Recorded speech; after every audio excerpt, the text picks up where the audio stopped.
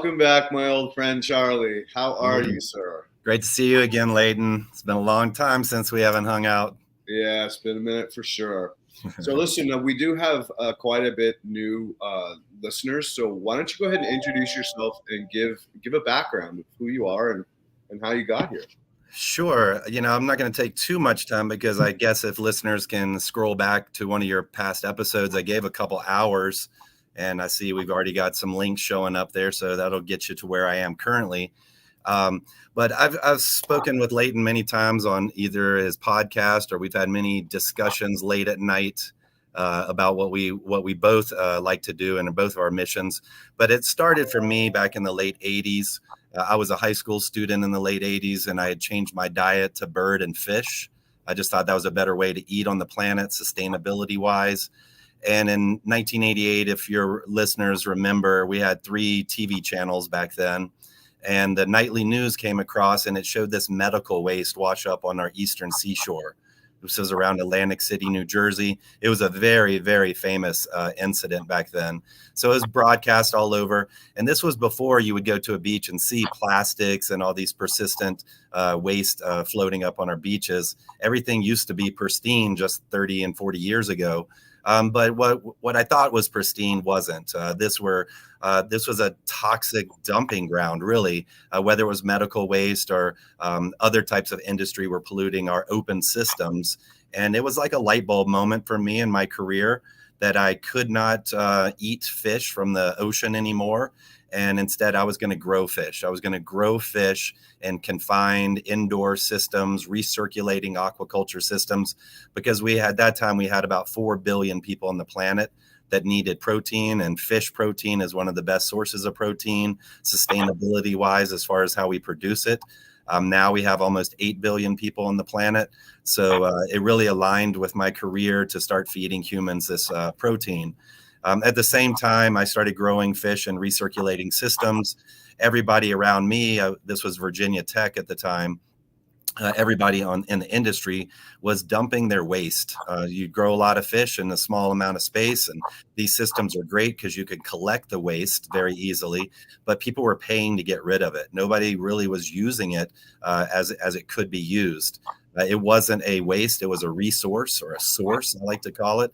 It's a source of a lot of stuff, and people were throwing it away and paying a lot of money to get rid of that waste. So I started coupling the fish systems with plants. There was one facility in the world, Dr. Jim Ricosi, that had done some research.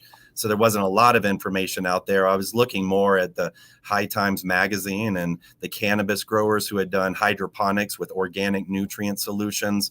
I started to look into that area and understand what the plants need. There's only about 16 essential nutrients that plants need, and the majority of them are right there in the fish waste. So understanding what plants need, how to couple them at the right ratios, so I wasn't seeing deficiencies in my plants or toxicities even. So I studied that kind of work, and I discovered aquaponics, and I really honed in on that for the last 35 years. Not a lot of people have had 35 years of experience, and it's a small industry, so I've got to stand on the shoulders of the giants. I would say I'm a giant now in this field, and I've got a lot of students behind me. So I spent my early career with the pioneer Jim Ricosi at the University of the Virgin Islands. And again, if anybody rewatches this broadcast and just goes to Google and puts in any of these topics, the University of the Virgin Island aquaponics system has been the foundation of aquaponics for the last 30 years. I think this is the context that Leighton and I met. We met with Jim Ricosi as well, who was my mentor for a long time. So Leighton found the foundational work. And now in this age of internets, YouTubes and social media, I find that a lot of growers now who are interested in things like aquaponics have skipped the foundation. They didn't really find the University of the Virgin Islands first because there was no media push. There's very little on even YouTube about the Virgin Islands system. Where it's found is all the libraries, the journals, the peer-reviewed journals, and the open source information that's out there now about the UVI system. So that's kind of where I honed in. I specialized at that point. I'm a teacher now and realized you have to specialize in whatever you do. So that was my specialty, was closed loop aquaponics system. We discharge effluent out of our aquaponics system every day, and we applied that to soil, or we made compost out of it. So a lot of people these days are doing the decoupling of their aquaponics system and remineralizing that what would have been discharged fish waste. We applied that to land because we were in a unique situation where we could soil grow year round. So a lot of my early work wasn't in decoupled aquaponics. It was in this beautiful design of a UVI system that operated year round with very little maintenance. It was a beautiful design. We put out economic analysis and a lot of information for growers to look at. If you want to be an aquaponic grower, I would start with the UVI economic analysis papers that are open source. I would say one thing that is missing in those economic analysis is a controlled environment. So if you come to the US, even Southern Florida, you're going to have to protect your crops for some of the year. You get above the Mason-Dixon line, you're extremely dedicated to a greenhouse at that point if you want year-round production. And that includes grow lights, and that includes heating. In the South, it's cooling your greenhouses. So there's a lot of energy involved in growing in the US that I didn't have growing in the US Virgin Islands. So I left the Virgin Islands after Jim Ricosi left, and I went to graduate school at Kentucky State University, where I started an aquaponics program there. Again, another school that everybody should be looking at is Kentucky State University, a graduate program there. You can specialize in aquaponics, and not many schools you could do that at. I could count on less than one hand. So I started that program. I left systems behind. I left replicated systems behind. They've since expanded into a larger aquaponics greenhouse. So now there's greenhouse aquaponics and there's indoor aquaponics. And we've studied things there like the microbiome of the systems, the energy for going indoors, nutrient quality of your crops when you're under grow lights, and all kinds of variables like that. And they've all been published through Kentucky State University. After I did my work there, I got a job in Canada working as an aquaponic researcher.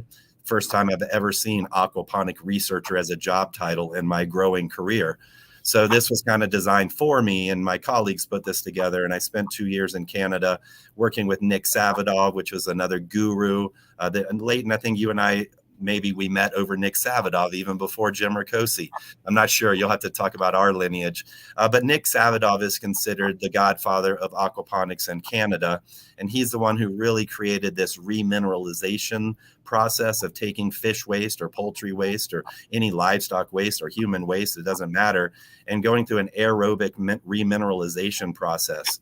So taking solid waste that's been bound up, or nutrients that have been bound up in solids, and through aerobic microbial process, the microbes grow and die and grow and die, and then they release those nutrients. And what's left at the end of about a 30-day process is a hydroponic nutrient solution.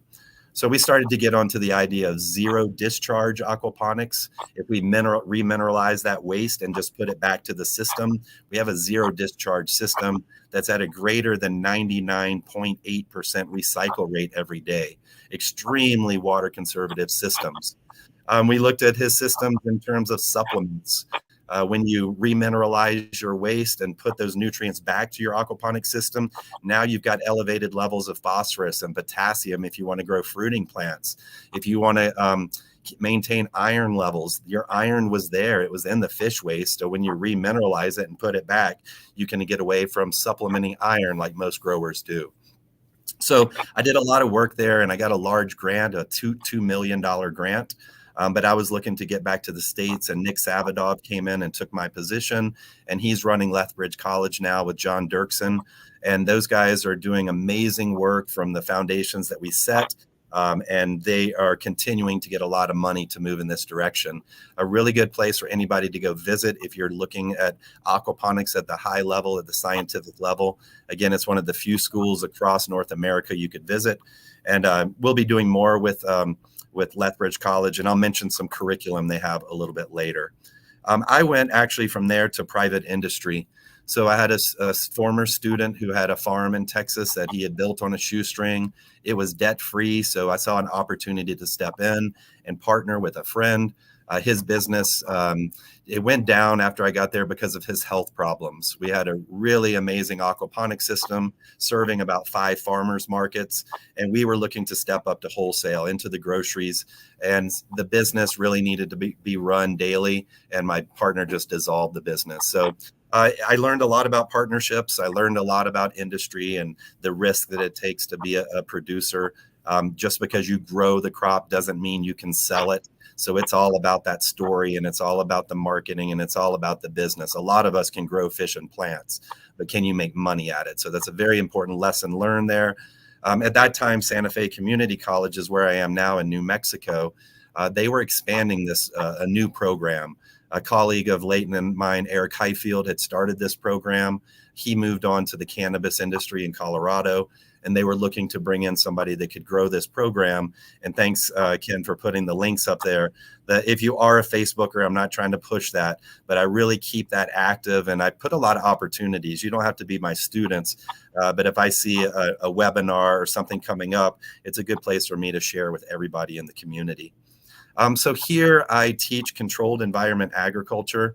I started as faculty in a program called Greenhouse Management. Eric started that program, and we focused on aquaponics and hydroponics, so water-based farming and recycle systems. Nothing here is drip to waste. We started that program about 2014. When I came here, it took me about a year to change the name to Controlled Environment Agriculture, because we started working indoors. We started working with the cannabis industry. I've spawned since a large indoor vertical farm. We've worked with shipping containers. So to be more inclusive, it's Controlled Environment Agriculture. We can talk a little bit more today if we want to about algae cultivation. That's a certificate in my program, as well as CEA, or Controlled Environment Agriculture. We do a lot of aquaculture here, which is rearing of aquatic species.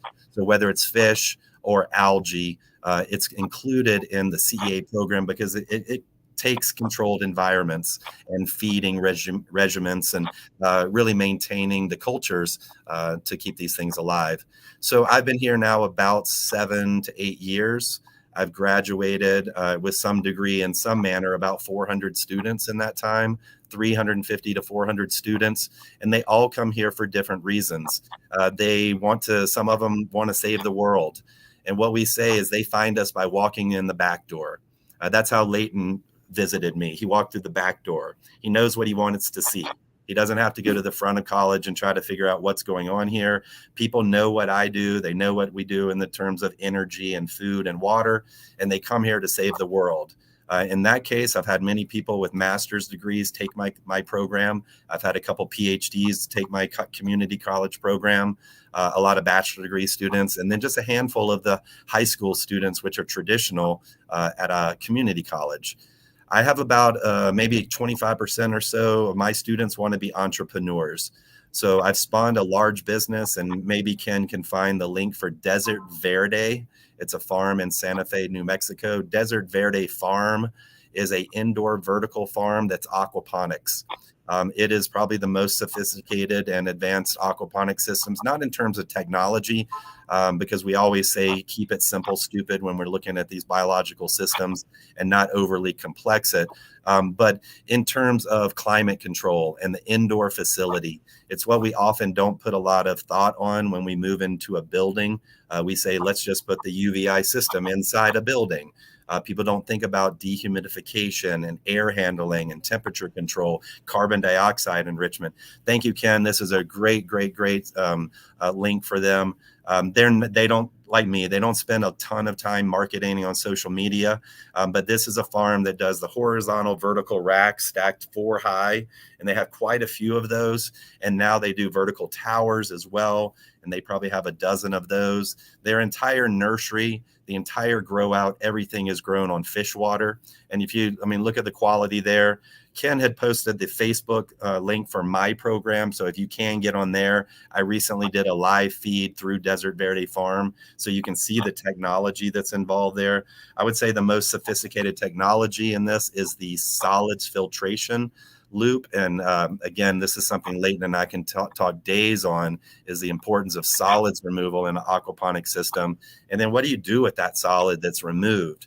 Do you remineralize it at that point, let it settle and push the nutrients back into your system? Or do you monetize that? There's lots that can be done with that.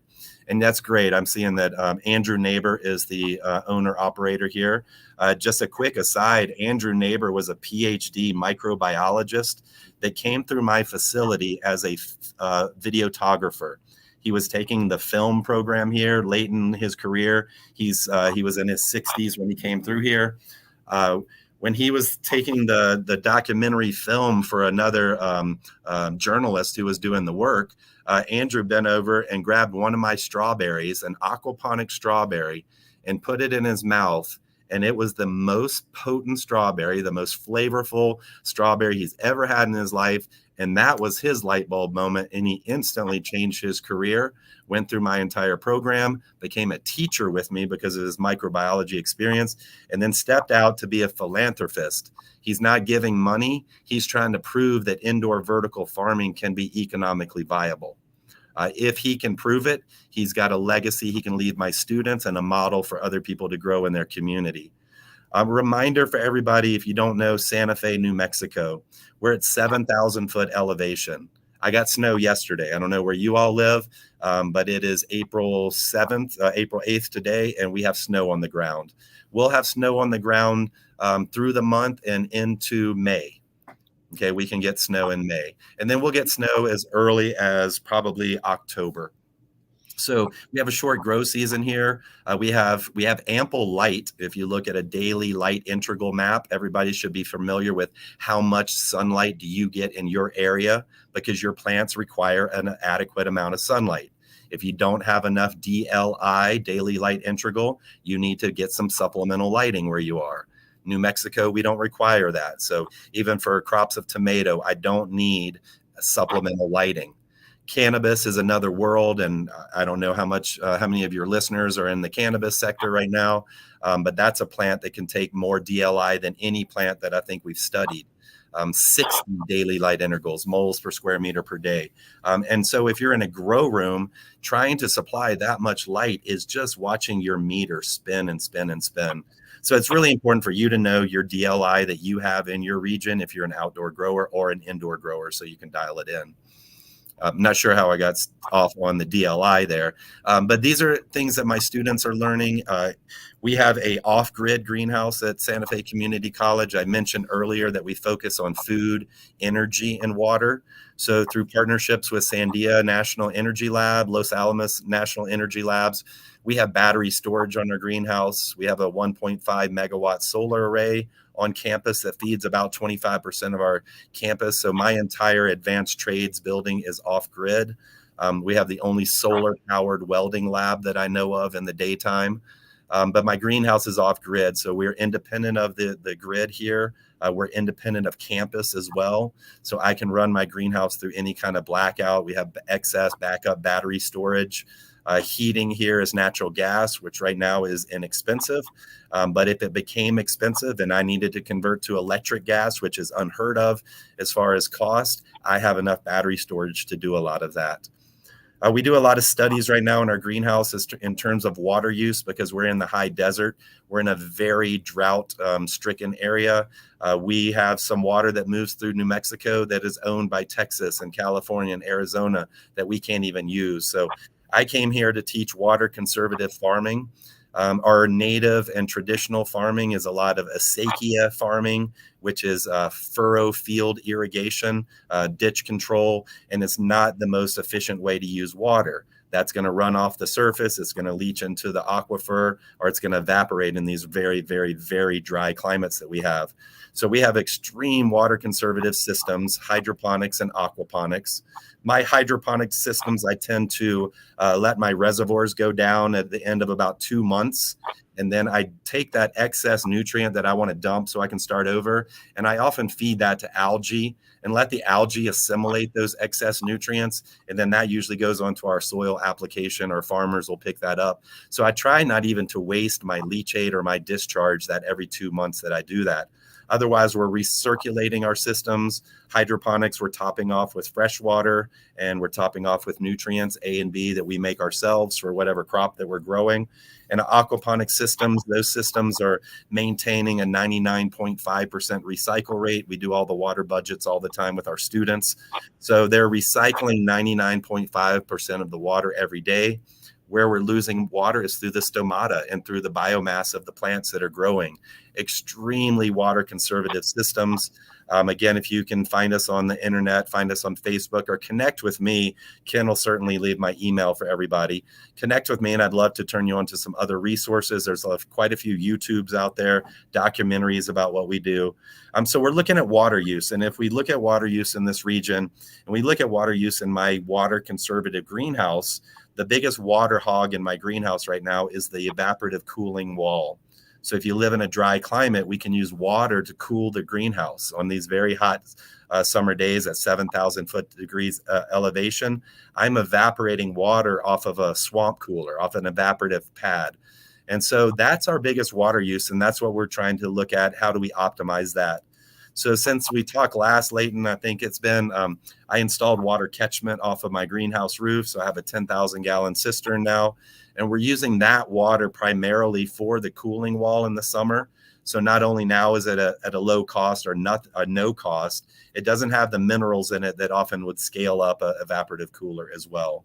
So we're looking at that water budget, and we also have new smart meters in place. So we've got digital control and digital readouts of every system right now. I can see how much water an aquaponics system's using versus an NFT hydroponic system versus the Dutch bucket system, or washing. A lot of times greenhouses use a lot of water just in the wash down process and keeping things clean. So we're looking at all that as far as a water budget, because as much as I can tout how much an aquaponics systems saves in water, we really got to look at the whole water demand if we're trying to promote this across these dry regions.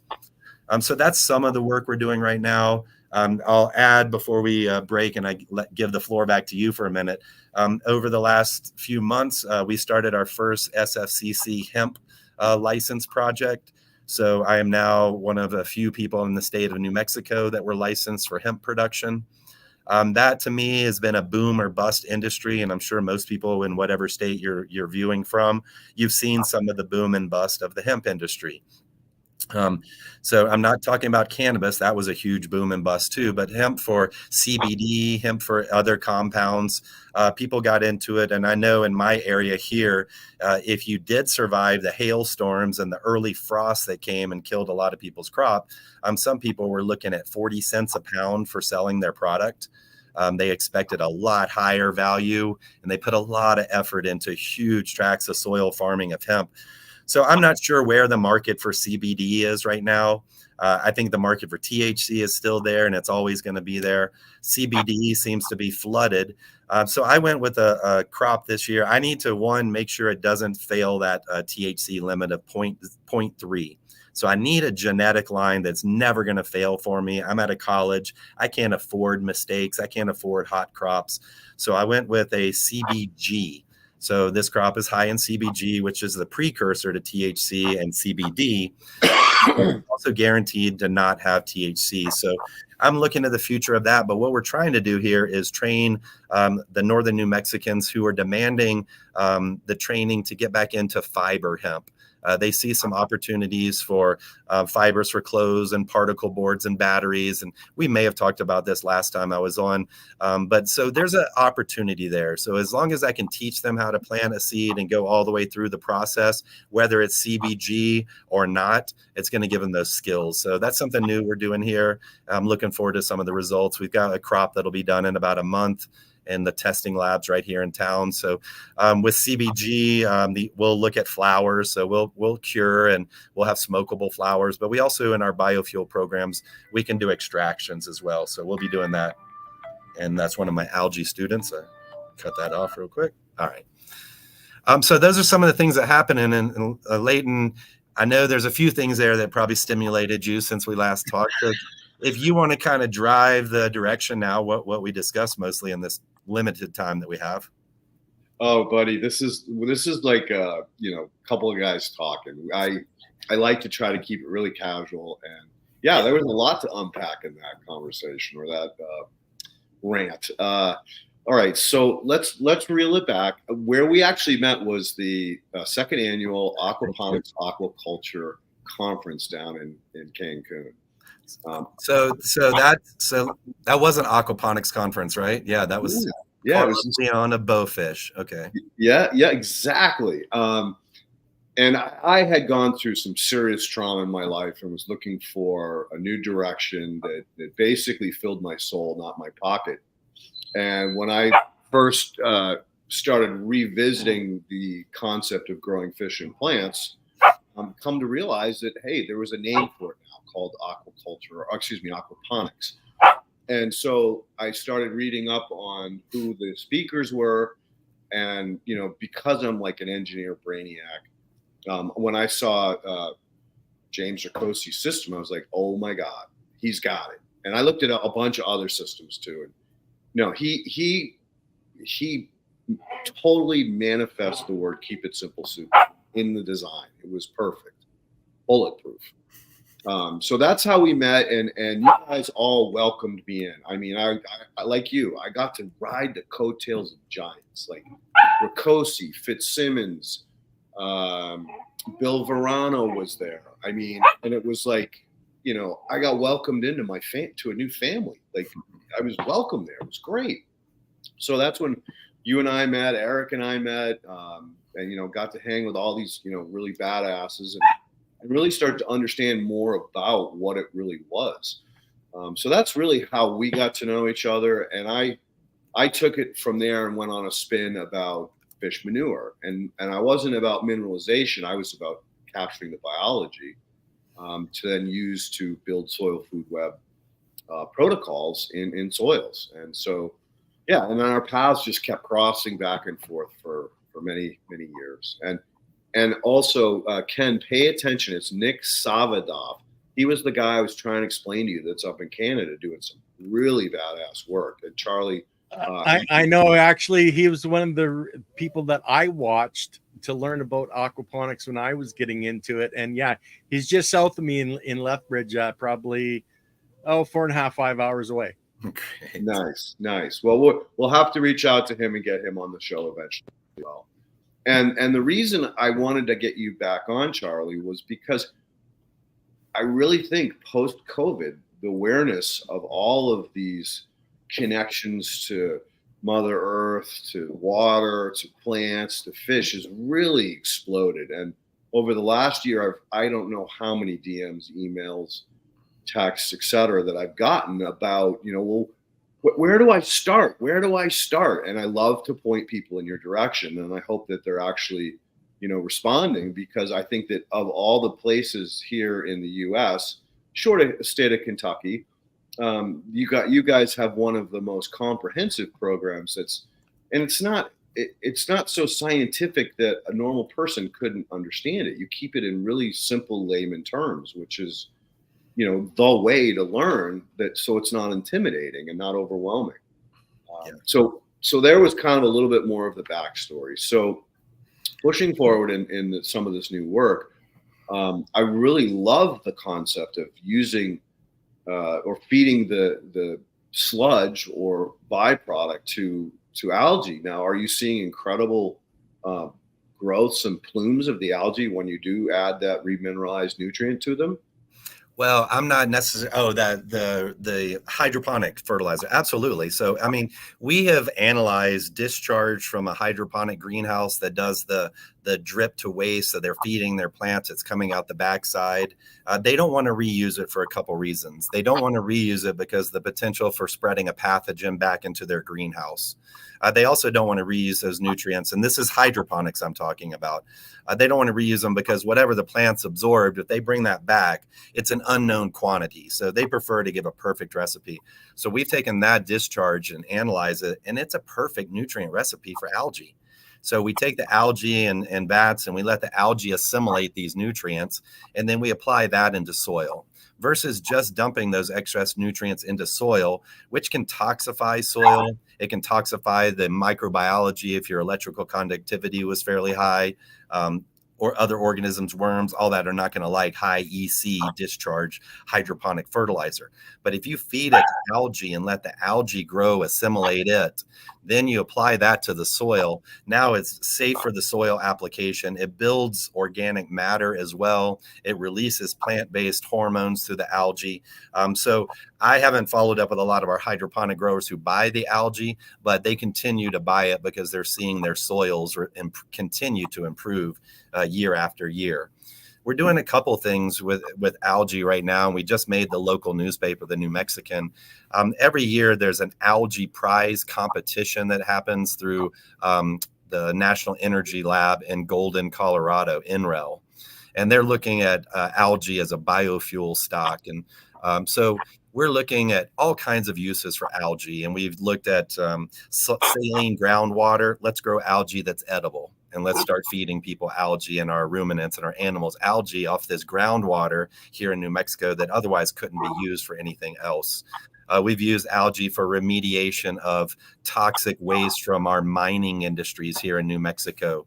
So often when you see one of the old mine sites, you'll see a pond that's literally 1 billion gallons of water or many millions of gallons of water that's all contaminated with uranium.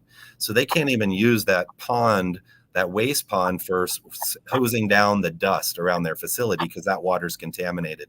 So we've done projects with assimilating those uranium compounds in algae. So we grow algae as a filter, basically, and now you're left with water that's clean enough to use on site. It's not 100% clean, so we can drink it, but the algae is assimilated, and then we harvest the algae and we can incinerate that or condense it down, and so we can minimize that exposure and now use these millions of gallons of water.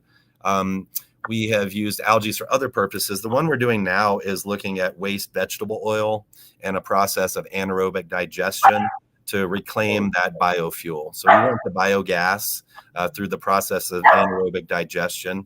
And you can use waste oil, vegetable oil from industry. So that's a slow process, though, anaerobic digestion of oil to create the gas, the biofuels that we want. It's a long process. So what we're doing is we're growing certain species of algae. We're trying to find the ideal species to add to an anaerobic digester to make the process speed up, as well as create a richer biofuel, something that's of more value. So that's probably the latest thing we're doing with algae right now. We do have a commercial, semi-commercial spirulina farm on campus. So one of our students, he found passion in spirulina cultivation and has become a micro-spirulinier. So he left here and went to France and learned for about 3 months and came back over here. It's one of the most simple recirculating systems I've ever seen. It's a trough that you just have to keep moving. At night, you turn off the movement. So you turn off your paddle wheel aerator. The water just stays still. And early in the morning, spirulina fills with oil and floats to the surface. And you come in the morning and you skim off your surface. And then you press it through cheesecloths to dewater it. And you dehydrate it. And you have a product now that's worth $100 a pound. And it's 65% protein. No animal protein. It's plant-based protein. So I think that that's got huge value. If I was looking to get back into some new career as a young person, I would look at the future of algae because of the sustainable properties, that protein that it's got for humanity. There's a lot of other industries, from biofuels to pharmaceuticals to making dyes. Spirulina is one of the few products that has blue in it. And if you go now to your Jamba Juice and you go to all over, I travel a lot, and anytime I see those places, I look up on the board and there's some blue smoothie. That's absolutely spirulina. It's an antioxidant. It cleans out your body. So these are superfoods that will be around for the future, and they're going to help us. And I think we're going to be revisiting that. I don't know what the market is across the U.S., and we've got global competition. But across the globe where spirulina is produced, it's often not produced in food-safe manners. So it's just like any of our food. Know your farmer. Same with spirulina. There's a lot more going on with algae, but that's some of what's happening currently. Nice. So backing it up to the uranium mines, I've got other people in the bioremediation world that I work with on Right. a number of different projects. And so when algae metabolizes it, are they removing part of the half-life? Are they degrading it in any way, or is it just trapping it?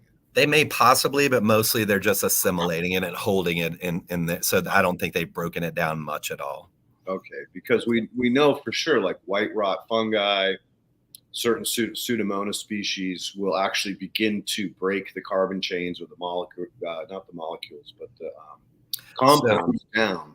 So I see that collective collaboration. Maybe, you know, it's hard for fungi to treat millions of gallons of water, but we could assimilate it with the algae, condense that down, feed that to fungi beds. Yep, and then we solve the problem. Exactly. You went exactly where I was going. I know.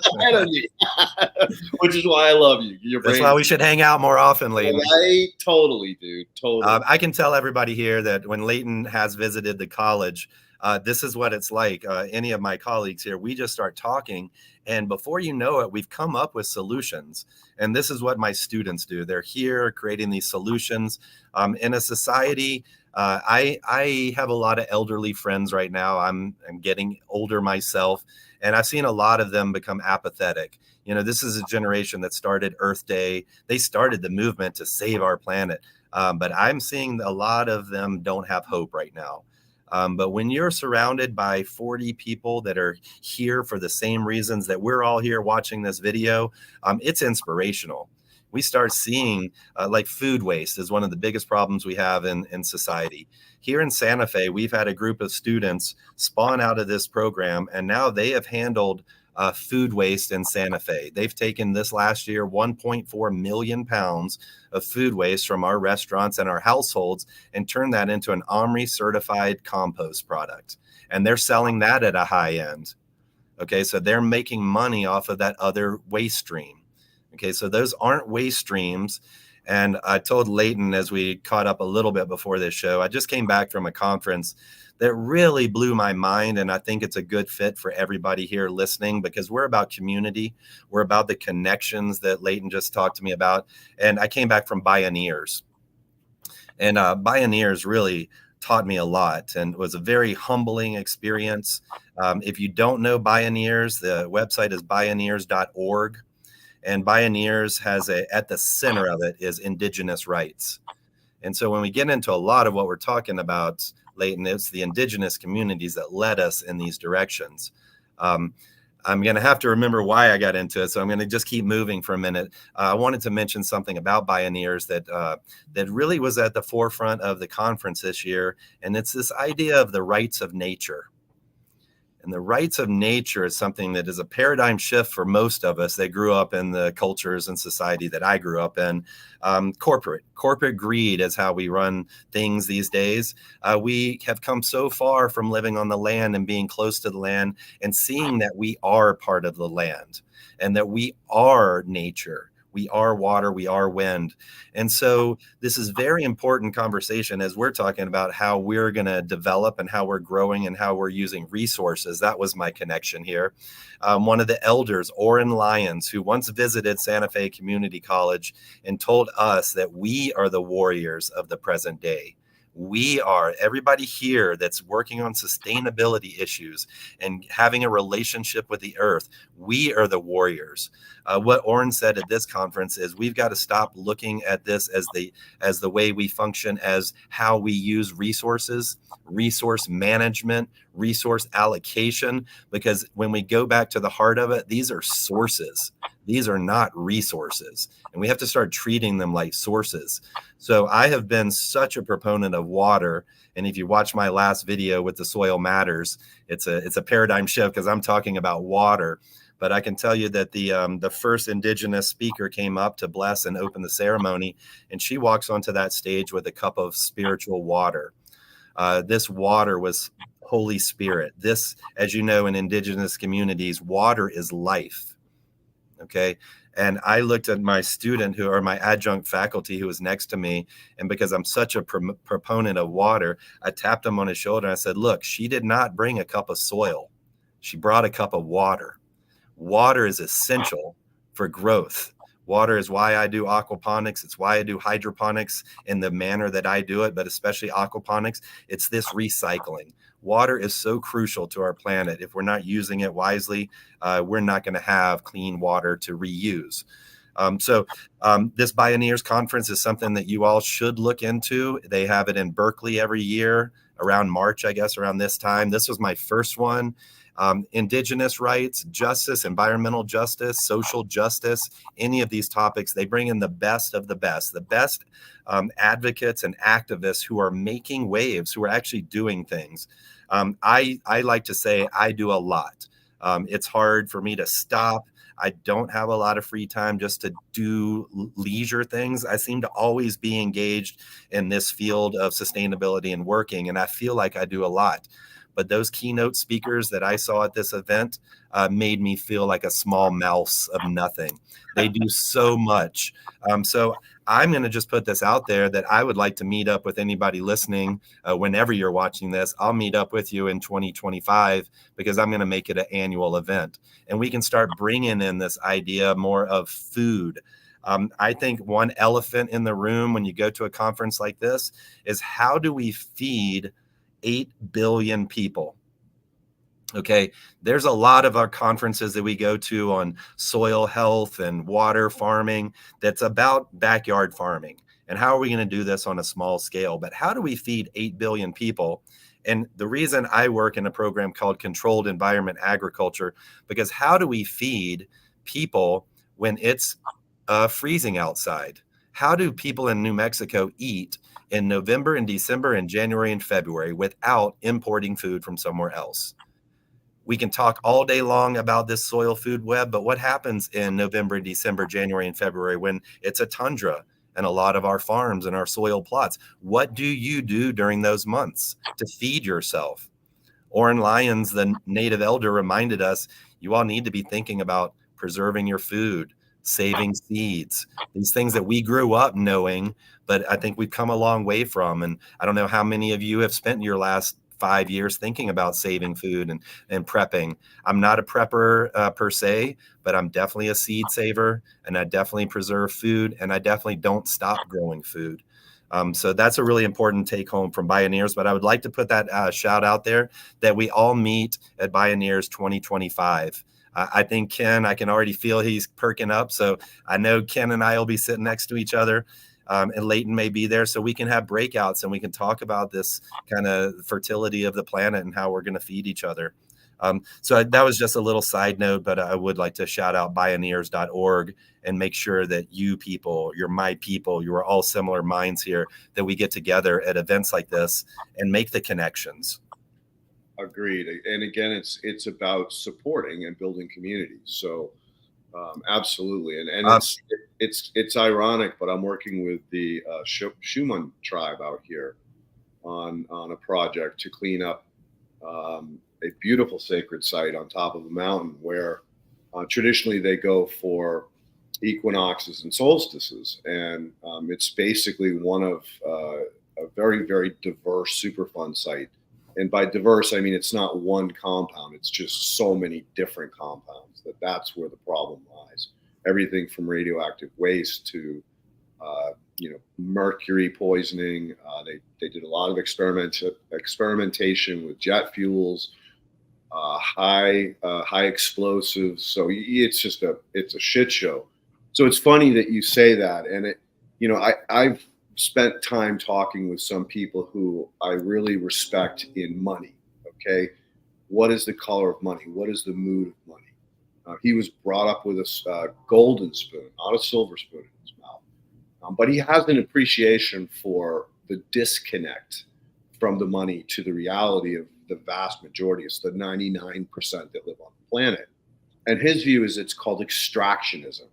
They just extract, and then they just leave a pile of shit behind. They go somewhere else and they start extracting again. That's exactly what you're talking about. Is we have to get away from that extraction mentality and start to be more responsible on a small individual scale. And so here again, these kinds of organizations, groups, and conferences are the way to inspire you and give you tricks of the tools for the trades to do these kinds of things, whether it's canning your own vegetables or, growing a pig and then slaughtering him and using, that type of food for wintering over. If you can't have access to a small greenhouse. And let's face the extractive resources, corporate greed. It's a big pillar of this organization. And somebody had chatted and that they may come over from Sweden. It's extremely international. People from around the globe are at this meeting, and Berkeley, California is easy access as well. Again, Ken's going to share my contact, everybody. So if you know you're coming to that event next year, or you want to engage in other ways, please feel free to use my email to connect with me. Yeah, you've always been really open and fair with your time. Let me tell you, Leighton, that I think one speaker that I think your listeners may enjoy listening or hearing about. There were two. Toby Kears introduced Merlin Sheldrake, and they're both directors for an organization called SPUN, SPUN, and that's the Society for Protection of Underground Networks. And so it's the diversity underground, and they're really focused on the mycorrhizal fungal networks across the globe. And they're doing really intensive mapping of the fungal networks across the globe and looking where different microbiological kind of unique communities live. And so how we can start using that as well. So I encourage everyone, if you're into the mycorrhizal fungi networks and that information, to look at SPUN. You can find that website fairly easily. And when I looked on it recently, they have job opportunities as well if you're looking to get into that field. And I'm glad you brought that up. Yeah, they've done some amazing work in mapping both, like tropical islands as well as, temperate rainforests. So yeah, really, really cool. And what I don't think most people understand is that mycorrhizae is not just mycorrhizae fungi. It has a relationship with bacteria where the bacteria actually become endophytic and join into the what we call cytoplasm of the fungi itself and interact with the nuclei and are transferred back and forth to different plants. They're traded. And that's just the inside. Then you get to the outside of the mycorrhizae is also a super highway of aqueous, probably water or some form of maybe even easy water. We had Gerald Pollack on talking about the fourth phase of water, which is another amazing resource. The mycorrhizal stuff with that they were showing, they were bringing in now the electron videos, and you can see that stuff flowing moving in and out the endophytic. It was quite impressive. It blew a lot of people's minds. It's so badass. It's so badass. And great. It's right now. It's a great time to be live if you're a pseudoscience, science, wannabe, whatever. The technology is just coming so fast and so furious right now that what we dreamed of just 5 years ago, we can actually view. Like what you're talking about is that some kind of high-end microscopes that actually go in situ, so they go in place. You're not taking something out and putting it on a slide. You're actually putting a camera in situ, in place of these living networks, and then documenting it, which is something that never could have been done. No, just 5 years ago. You're right. We just talked about this stuff. High-end science only knew about what was going on. We talked about it. We knew what was happening, but now you can see it, and it's kind of like the ultrasound with the babies now. It's just the technology is remarkable. Exactly. And as scary as the rest of the world is, if you just keep your head focused in positive manners, that won't drag you down, and you'll actually expand your spirituality, your internal growth. Leighton, I'm going to go ahead and just take a moment and just let people know that if you are able to make it to Santa Fe, New Mexico, like today, I saw people around the U.S. travel to this eclipse zone, right? Every Airbnb was booked up. I highly recommend you to travel to Santa Fe Community College on 4/20, April 20, from 10 a.m. to 1 p.m. We're doing an open house here, and we're highlighting all these food, energy, water systems that we have. Usually when we have this open house, we end up with about 500 to 600 people come through here. If you can't make it, which most of you probably can't, you're always welcome to connect with me. But again, following that Facebook site is where I will do kind of feeds. I'll go live feed and show you what's happening on a regular basis, because things grow here exponentially. I do a little bit of Instagram, a little bit of TikTok. I am at Aquaponics Charlie on those, and I'll try to do Instagram a little bit more if that's your platform, because what we do is just amazing to see. It's inspirational. We've got lots of eye candy. I have not seen aquaponics systems grown as well as I'm growing currently since I was running systems with Jim Ricosi in the Virgin Islands. Right now, my crops look so perfect. I tell my students, I give them a lot of credit, say you're doing really well. Apparently, everybody here, we know what we're doing. And I say, don't get used to that. When I look around at aquaponic growers' production, I'm not impressed often. I see plants, if it's indoor, they're crowded and you just get spindly little lettuce. This is farming at the end of the day. So you have to treat your seedlings just like you would if you were a soil producer. It doesn't matter. They're going in aquaponics. We start seedlings and we pay a lot of attention to that first 3 weeks of life. Then getting it out to your system. You have to know some of the tricks of the trade. One of the things we're doing currently is we're starting to do more plant sap analysis to understand what's happening and the quality of our crops. If you go out to my system right now, you could probably not tell me anywhere that you think I could improve. The nutrient quality looking visually is spot on. And I'm doing 4 varieties in commercial production with weekly cycles, 300 heads. And it's just dialed in. It looks perfect. But through plant sap analysis, plant tissue analysis, water quality analysis, we can start to look a little bit more of what's happening. Water quality analysis just tells you what's in the water. It doesn't tell you what your plants are taking up. There could be some ratios of nutrients out of place, the Mulder effects, where one ratio may have a negative impact on the uptake of certain nutrient. So maybe my plants look perfect, but they may be a little deficient in a certain nutrient that I can't tell visually. I have come to learn that through a plant tissue analysis, sending in a plant tissue, it's grinding that plant tissue up and sending me analysis of what's in that tissue. It's not telling me what's available within the plant. It's not telling me what's able to mobilize. It's basically like cutting off my hand, sitting that away for analysis. And sure, I've got a lot of calcium in that tissue, but none of it's available for me to use if I need calcium. So we're looking more at plant sap analysis in conjunction with water quality analysis, and we can start to look at where our nutrients are. We can plant sap analysis is really looking at the differentials between your older plant tissue and your younger plant tissue. So again, talking about mobility, are we seeing a mobility? Are we seeing a discharge of nutrients in older leaves up to my new ones because maybe I don't have sufficient amount and it's causing it to mobilize? I'd like to see something that's more in balance.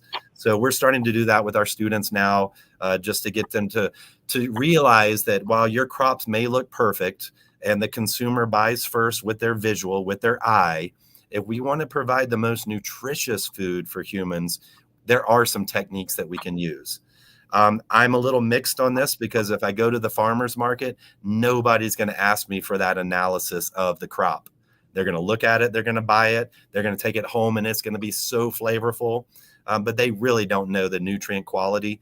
But I think aquaponic growers are being asked to step up and analyze their crops more than any other. Show me that there's minerals. Show me that there's nutrition. A lot of people think that because it's grown in water, there's no nutrition in there, no minerals that would be in soil. And certainly they are. They're in the fish feeds and the fish effluent. And if we wanted to supplement just like any soil grower, we can supplement our systems as well. Yeah, I'm glad you brought that up because we had a new lab that we're working with or had on the podcast to talk about the relationship between plant tissue, plant sap, and in our case, soil, in our case, water. And what was really eye-opening about that was that, what we know is what's in sap is mobile. It's moving. It's being called for by some part of the plant. What the tissue is basically like the bones, what's been there. But what the eye-opener was the fact that the plant can then go back and mine nutrients from the older leaves and transfer them into the new leaves as necessary, similar to the way a woman's body mines calcium to build baby bones. Exactly. That was really, really eye-opening. So the last question is, do you work with any labs like Kellogg's to do the nutritional panels? I've never done that. What parameters would you be getting out of that? Man, they give you what's called energy. So Yeah. energy is the amount of energy that the consumer has to use to digest it. Right. So Okay. the lower the energy, the better it is for the consumer. Protein, which is an obvious, water content, which is something that's kind of not really, common sense. Well, bottom line is the higher water value you have in the food, the less nutrition you can pack in there. So you want to see very, very low water content and high nutrition, or high proteins, high fats, high lipids. Yeah. We'll connect after the show, and I'll connect you to this lab. But I mean, this is you are a great resource for a company like that, and then to share that knowledge back with people so they better understand how we should ask our farmers, like, do you do these kinds of tests? Because that's where you get the real value. We had a gentleman on here, Dan Kittredge, who created I know Dan. Yeah, right. The device to shoot in produce and fruits in the grocery store to get an idea of what am I actually consuming. And like we have a common conversation among cannabis growers is that if our foods were tested the way cannabis is, you couldn't eat anything. You would not be allowed to eat a single thing in our fucking stores. That's a sin. That's a problem. And reeling it back into that conference, another big conversation that's happening now, which is beautiful, is that we were born on this planet. We have a right to water. We have a right to clean food. These are gifts that we should have access to, that we don't because of that extractionist economic-based system. So we have to take that back and take it into our own hands. And what you're doing there, Charlie, is teaching these very things that can help people move away from that nightmare and really create a paradigm shift. So yeah, Leighton, this goes along with I had a group out of Flagstaff, Arizona, found what we do here at the community college, and they also recognize that we do a lot more than here on campus. So our mission statement is to empower students and strengthen community. So I take the community part very seriously, and wherever I've gone, and you know this, wherever I've gone, I've left a wake of food producers. If anyone's in the Lexington, Kentucky area, the best model that I put together was Food Chain. It's a very popular aquaponic indoor facility, partnered with a brewery, and they use the spent brewer's grains as part of the fish feed. We built a restaurant there, so we don't talk about food miles anymore. We talk about food feet. So Food Chain Lex that's the website there. Food Chain is a really amazing place for everybody to check out. This group from Flagstaff found us and said, Charlie, we'd like you to talk to our community, because we're talking also about how do we do community development, especially in this food area. So I've spawned a couple of commercial facilities here in town. I've spawned probably 12 plus backyard farmers who are producing food. And so I started to engage with this group, and I gave a seminar, and I watched the seminar previous to me. And the speaker brought up this idea of food as a utility. And I thought that was a great concept. You started with water's a utility, right? We have energy as a utility. We have a lot of utilities that just come to our house, and we expect it. Why not food? Why is food not a utility? Why does not every human in America, I'm just talking America here, sorry, Sweden, why do we not have a system that people get the food that they need? I'm not talking about food stamps either. I'm talking about fresh food for communities to be more resilient and healthy. So it's going to take greenhouse complexes. It's going to take schools. It's going to take community gardens and all this collaborative network. But it could take a community funding a larger scale facility that provides food for people. I would love to see that go somewhere, because you're right. We're stuck in this corporate greed. Cheap food is there, but it's not healthy. But that's all people can afford right now. Going back to the cost, and this is a shame, I've been growing aquaponically for 30 plus years, and I often get that question about what's the quality of your food? It can't be as good as soil. And so I'm doing my part to start testing. I've done this for decades and showing the quality of my food, but nobody else does this. If I go to a farmer's market, there's not one farmer there that's going to show me his plant sap analysis work. Nobody's going to show me even a Brix reading. I've never seen a farmer give that information. And so for me to do it, because I have a lot of people that are based in soil and they don't think my food is healthy, for me to do it, which I just did last week for 2 large systems, it cost me $500. It was $85 for shipping out water and plant samples. And I just don't know how many growers can consistently spend that money at a market scale farm or feeding in their community just to prove that the nutrition is there when nobody else is proving it. So I'd like to see more of that, but I don't know if we are, because all the farmers are going to have to put money on the line to do that testing. So maybe quality testing as a utility. Maybe if I could get free testing to prove my food is good, that could be a benefit to society. Well, I think, unfortunately, you've been forced to prove it, where the farmers have not been forced to prove it. Yeah.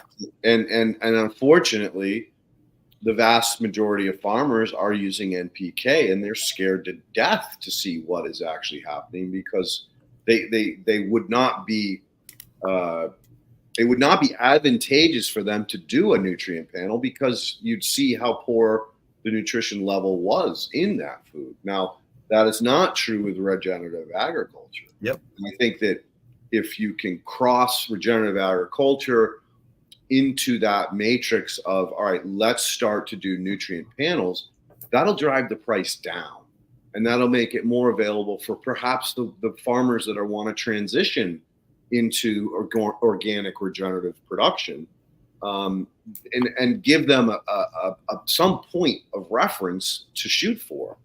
So again, I think that unfortunately you had to do it, but I've been encouraging a farmer that I've been working with for a few years now, who does soy and corn, to do that, and he did it, and the results were amazing. He tested his neighbor's NPK corn against his corn, and the numbers were just like off the chart compared to the two. So yeah, I think until we get to that point where we see that commonly, maybe somebody like me or a grower similar can do that testing, get that data, make the supplements they need to have that food at its highest nutritional quality, test again, and use that at the farmer's market and charge more for your product. So until we see it common, the people who are doing it are going to take advantage, and they should. It's a higher quality food because you've tested it. That's the only way to claim. Just because you're regenerative soil, just because you're aquaponics, none of that matters. You have to test it to show me what's in there. That regenerative farm could have been cited on a Superfund site nobody knew about, and there's persistent, chemicals there that would be testable. Another thing I want to mention, because one of your growers, I'm not seeing all the comments, but I saw somebody to comment about having a community garden in every community, and I think that's incredibly important. The other thing where I want to kind of tag on to that, community gardens, inner city gardens, that's urban agriculture. And if you look now in the US, we have this department, there it is, Jeff just put it up again.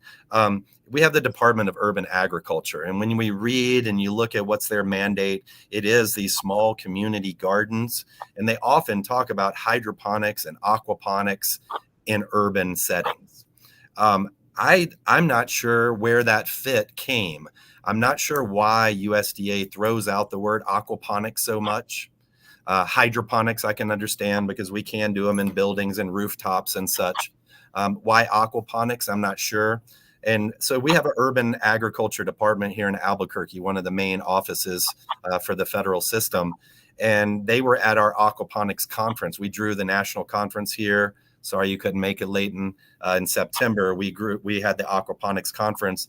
The urban agriculture department came and set up a table, and I started talking to them. And I said, we're an hour down the road, and I do the greenhouse technology, I do the shipping container, I do indoor farming, I do the hydroponics, I do the aquaponics, everything that's on your mission statement. And I said, what do you know about these areas? And they know nothing. I'm not sure why they use hydroponics and aquaponics so much in that area, because I really do think that some of these community garden projects are where we're going to make the most impact, making sure we see that spreading. I can kind of explain it to you because a good friend of mine, Craig Trester, it was part of a compost initiative in New York City, in Harlem, to be honest. And so the soils there are so toxic. It's not funny. You know, you can't grow anything in the soil. Yeah. So they basically have to create a liner and then raised beds so that the plant's roots cannot penetrate the existing soil. And that's so true in most cities. Urban areas, right? There always is industry at those cities. And even if the city doesn't have the industry anymore, the legacy of that industry is present in the soils for many, many miles around the area due to winds and water erosion, et cetera.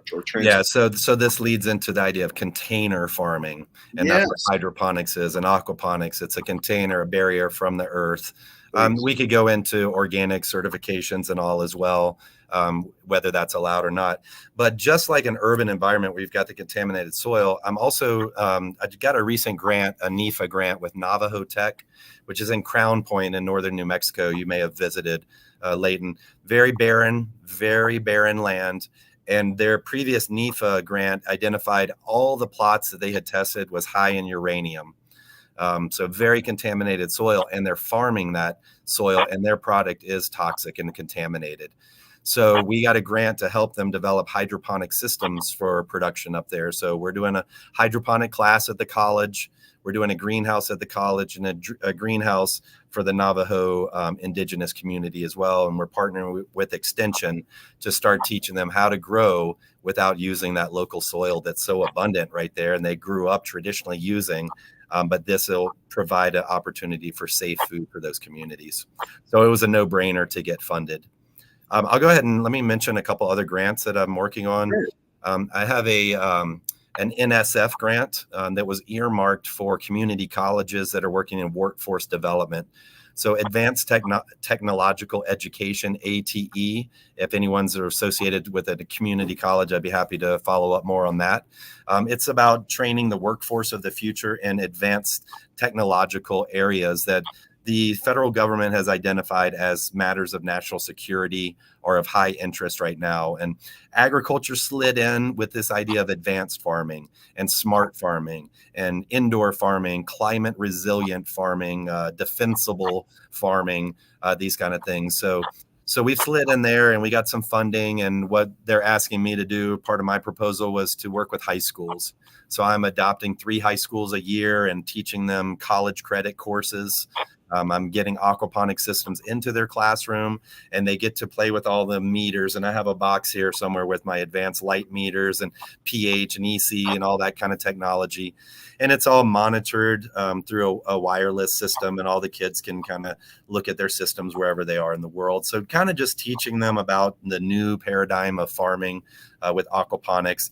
And then that project also develops a pathway map out of my program into higher university. So I'm pushing students now into University of Arizona, Colorado State, Cornell, Utah State with Bruce Bugby, Michigan State's another good school. So those are some of the schools that we're connected with. And then I got a grant recently that's really focused on scholarships for aquaculture. I'm working with Kevin Fitzsimmons in Arizona, another buddy of ours, Leighton, and some colleagues at New Mexico State. And we have almost $1 million predominantly for student scholarships to increase the diversity of fishery technicians across the U.S. Predominantly, it's white, male-dominated.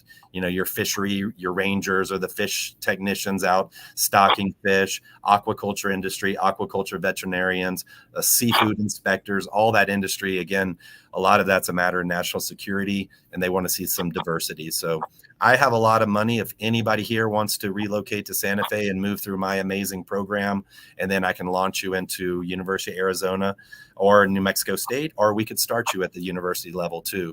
So again, you're going to have my contact, and you can reach out to me for the opportunities. Finally, I do have a new grant that I'm just a collaborator on, and I'm opening up my facilities for a colleague in Texas State.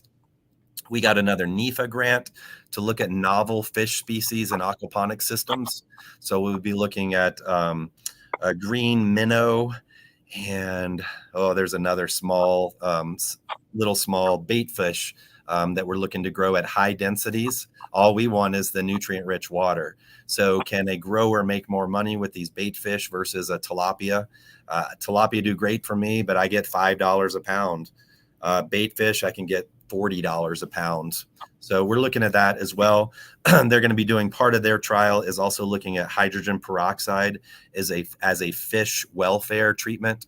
It's been proven to reduce stress on fish, but what we want to look at is what does it do to the plants? So this summer in the hot desert here, we're going to be doing exclusively basil trials, which love hot weather. And we're looking at the impact of hydrogen peroxide treatments on the fish and what does that do to the plants. Have you heard of Gaia water? I'm sure I've heard of it. So there's a gentleman, he's out of Canada, that he ended up meeting the creator of this. It's 3D printed tube. It's only about 12 inches long. It's got a diameter of 2 inches. And you inject oxygen into this tube at the point of cavitation. And when you run water through it, it builds the DO all the way up to 30 parts per million. Now, the interesting thing is that when you introduce fish to anything over 15 parts per million, it's bad. You can burn their eyeballs out. You can cause all kinds of problems. But for whatever reason, this doesn't do it. And he basically tried to explain it to me is that they're nanobubbles. Yeah. So when they release, they implode. They don't explode. And the DO is regulated by the BOD, the biological oxygen demand, not necessarily it's all true releasing it all at once. So that might be an interesting technology. So we're using similar, Leighton. It's similar to the Venturi as well, and condensing that water, bringing in atmospheric air and creating micro bubbles. Nick Savadoff did that in Canada with his aeration tube, and he was maintaining, I think, 23 parts per million oxygen, which again helps the whole remineralization process that's in an aquaponic system. Not even those side loops, but just that idea of fish waste in the tank. The oxidation there is just going to be rapidly increased. And I was going to say that it increased the cycle time by days. Absolutely. Could put it back into the system. Yep. So we are using technology. I'm not calling it Gaia water yet. But I think there's some other things like we at Lethbridge, before I left, I installed, and we didn't get to complete the trials, but restructuring water. There was a device that's a magnetic device to put on your plumbing pipe. And what that's supposed to do is, and I cannot remember the company, and I don't Harvest Harmonics. No, there was 4 or 5 companies similar to that at the time. And I'm just not going to call out the company anyway. But the idea is it restructures your water and it reduces the scaling. So they use these initially on BMW factories in Germany, put these magnetic devices on, and it reduced the scale dramatically. So my thought is, if you put it on an aquaponic system, and I had 6 replicated systems, so I bought 3 just to run 3 trial treatments and then 3 controls. If it reduces the scale, what that's doing is putting those nutrients back in solution. So they're not settling out and precipitating out, and they're more available to plants. So in that small device, I was saying if I have a $60 device on your recycle loop, if it changed your production values, it's going to be a no-brainer. So I'm a scientist and not afraid to try those things. And if anybody here is working with the company and they want me to validate something, I do have replicated systems here as well. I think there's a lot that we haven't tapped into water. In Bioneers, I walked and talked to a lady coming into the conference the second day, and she reminded me that I should be singing to my water. I should be putting that intention on my water. She sang to her bath water last night. That there's a lot of intention, and the vortexes, we could put those in loops as well to try to restructure water. I think there's so much potential, but we just need to see those in a very well-defined scientific replicated study. And I would love to see some low-cost devices that can improve production. So did you try those devices or not yet? I got them installed and left them there. We ran them. I didn't see a noticeable difference, but I didn't take the data before I left. Gotcha. Yep. So maybe something. Krugen water, something like that. Okay. Keegan, I think it was something related to that company. Yeah, Keegan does is more alkaline. So they're moving the water to alkaline away from acid, so you don't get the mineralization. Yeah. But some of these other devices are basically using magnetism to prevent those kinds of minerals from going into an organic form, which is harder for them to be broken down unless you have the advanced biology in play. Yeah, exactly. So, all right, so we're at an hour and 15. We've only got 5 questions. I think there's a couple that Ken missed. So would you like to give us a tour so that the audience can see some of the things that you're doing there at the facility? Yeah, I think we talked about that. We can I'll have to just quickly disconnect and reconnect because I'm going to take my phone on a walk with us. Awesome. Why don't we do you want to go ahead and field the questions, because it may be a better place to kind of finish from the greenhouse area. Why don't we take a little bit more time and hit these questions? Ken, can you go ahead and pop on and Yeah. Someone was asking if Pedro Casas is still at the university. Yeah, so Pedro was a farmer in Puerto Rico. He came to the Virgin Islands when I was in St. Croix, took our training. He started the best aquaponic farm in Puerto Rico called Agroponicos. And when the Hurricane Irma and Maria hit in 2016, I believe it was, that farm was crushed like a tin can. So I had told them previous, if something happened, come up here. And I appreciate that question because as Pedro still works with me, and I consider Pedro my right and my left hand. So as I'm sitting here in the big office talking on the computer, Pedro's out there fixing the pump, adding the iron, dealing with pest control. So Pedro is solid, and part of my team now for a long time. Cool. Gotta like it. Yep. The next one is more on the feed. How do you get away from fish meal as a food source for aquaponics? And how can you front load these bug suckers for the best nutrition?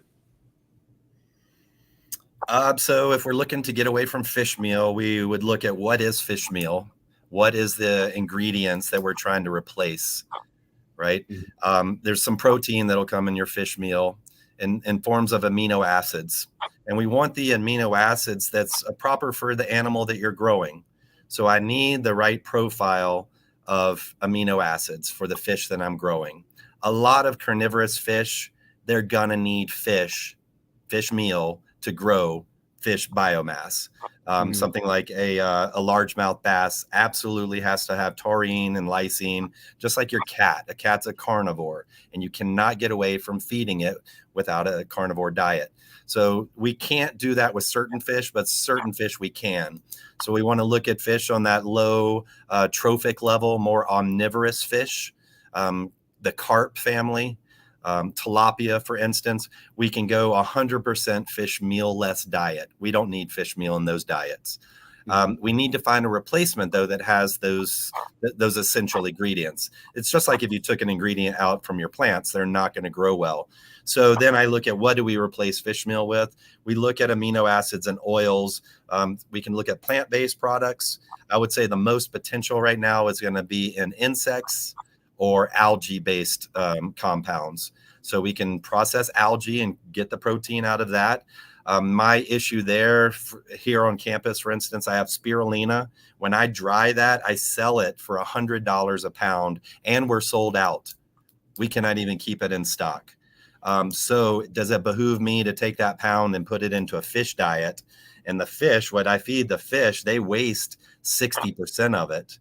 So they're only assimilating. So it really doesn't make sense in that way. So can we find a algae process? So I worked once in Kentucky. There was a company, Alltech. They grew algae for biofuel. They extracted the oil, and what was left was algae meal. It's not going to be as high in protein, but it was a waste that was just being disposed of. So I can use that. I would say the bugs have the biggest potential right now. There's a lot of companies coming online at scale. They can grow a lot of protein, but that's what we're going to need. It's going to need to be at scale, before we go down to the store and buy fish meal that's got bug as the protein. So there's kind of a chicken and an egg thing too. A lot of people on the small scale, you can set up your black soldier fly ramp so the larvae just fall right into your fish tank. But that's on a small scale. And you can feed lettuce roots to your fish and black soldier fly. But again, they're not getting a complete diet.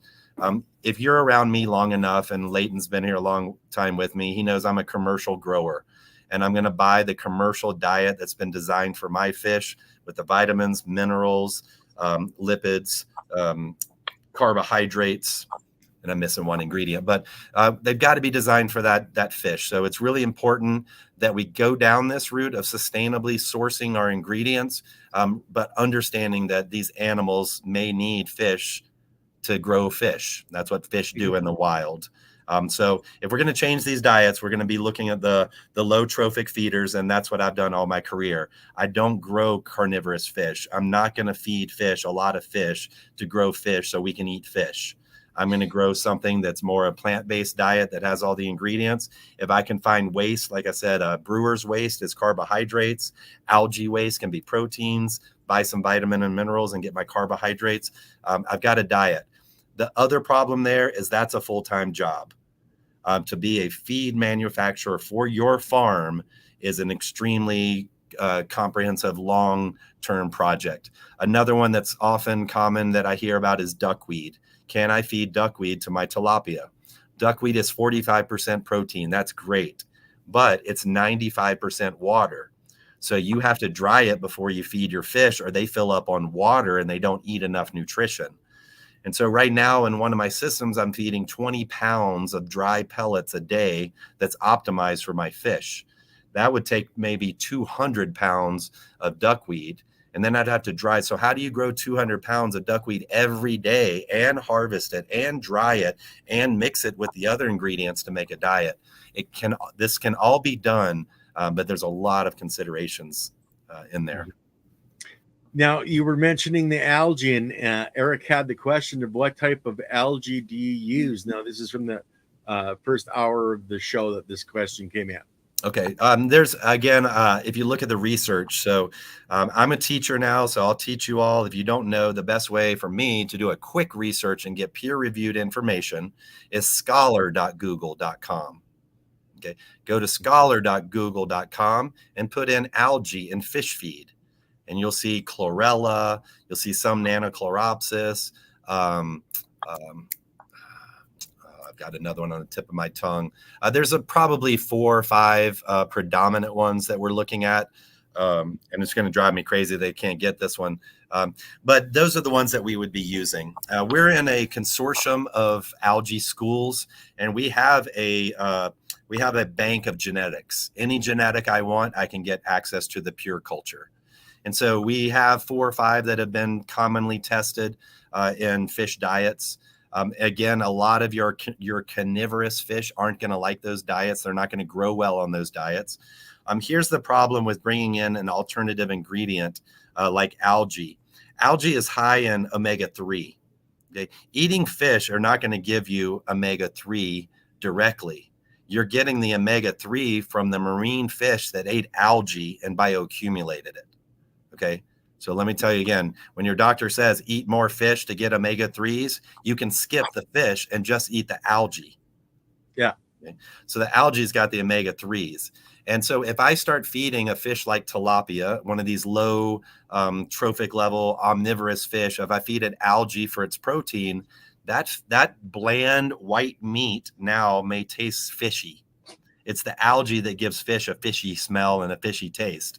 So if I start feeding that to a fish that's otherwise bland, and now I sell it to Ken and his wife says, God, Ken, this is a fishy, stinky fish.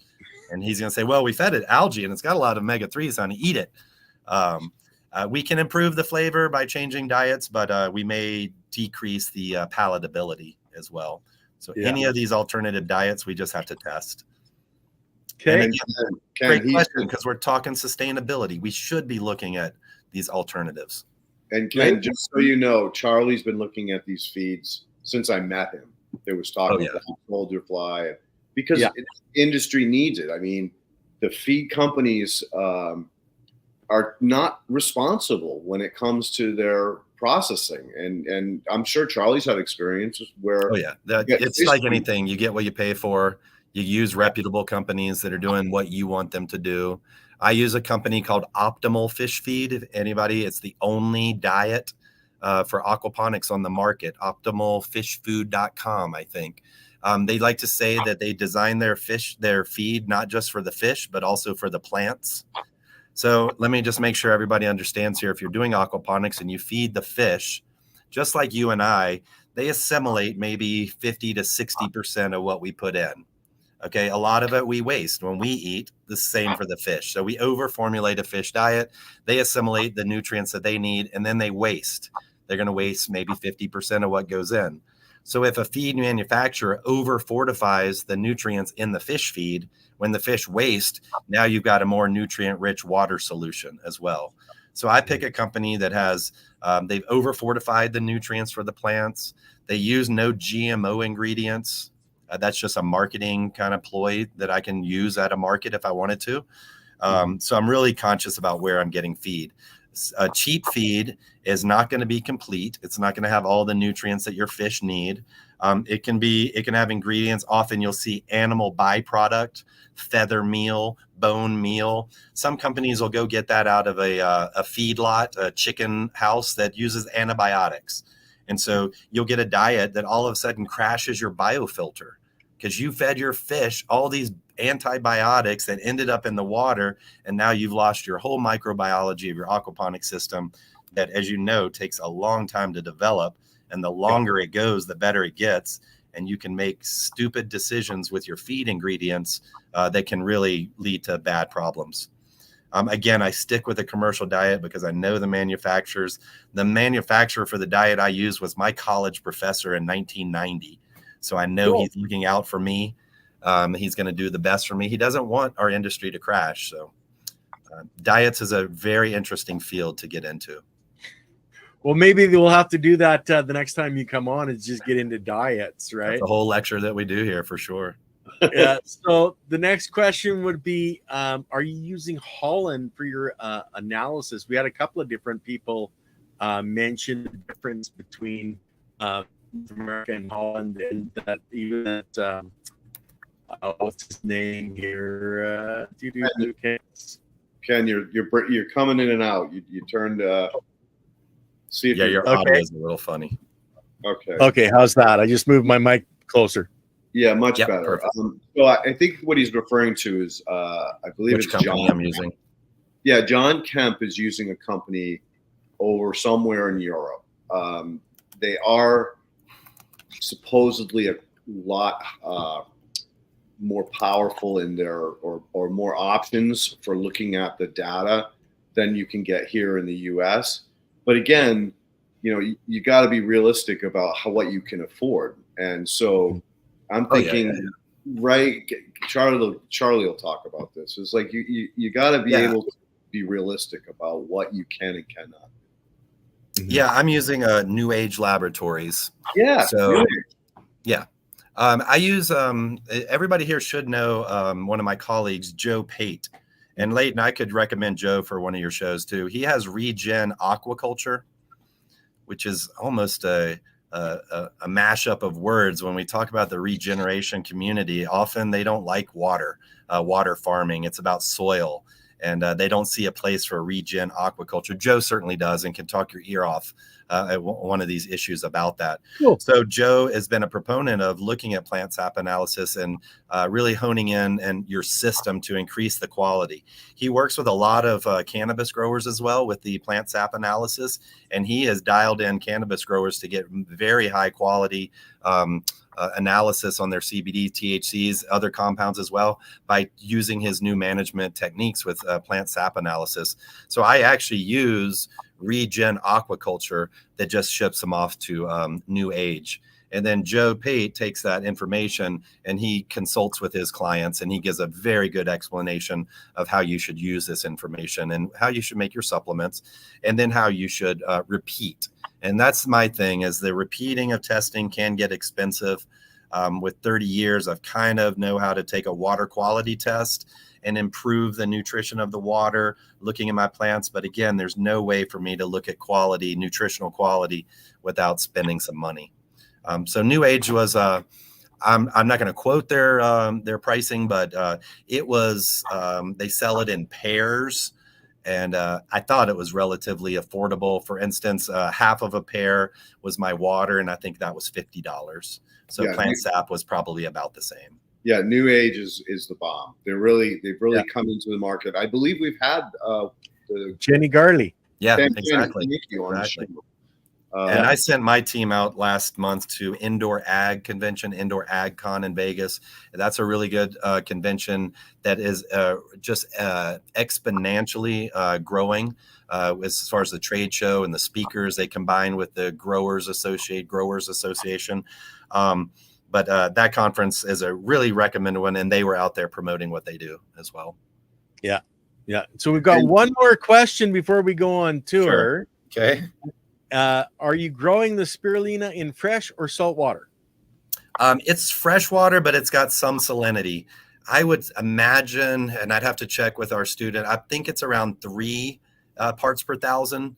And that's with your sodium bicarb. You're using sodium bicarbonate to build up the alkalinity, and it's increasing the salinity. So it's a low salinity, which is ideal for New Mexico, where I mentioned earlier. We have a lot of brackish water coming up from our ground that can't be used for any other purpose. So we're looking to be growing more seaweeds at higher salinities as well. The company I should put, if Ken's still with us, is Apogee Spirulina, APOGEE. And Ken will throw something up there for you so y'all could watch them as well. So, Charlie, interestingly enough, I've been working with Fish Brew, the company. Keith Wilda. I think you know Keith. Oh, yeah. A long time. You. So he and I have been playing with the barramundi water. Mm-hmm. And what we've realized is that it has salt-tolerant and salt-loving bacterial species. Sure, yeah.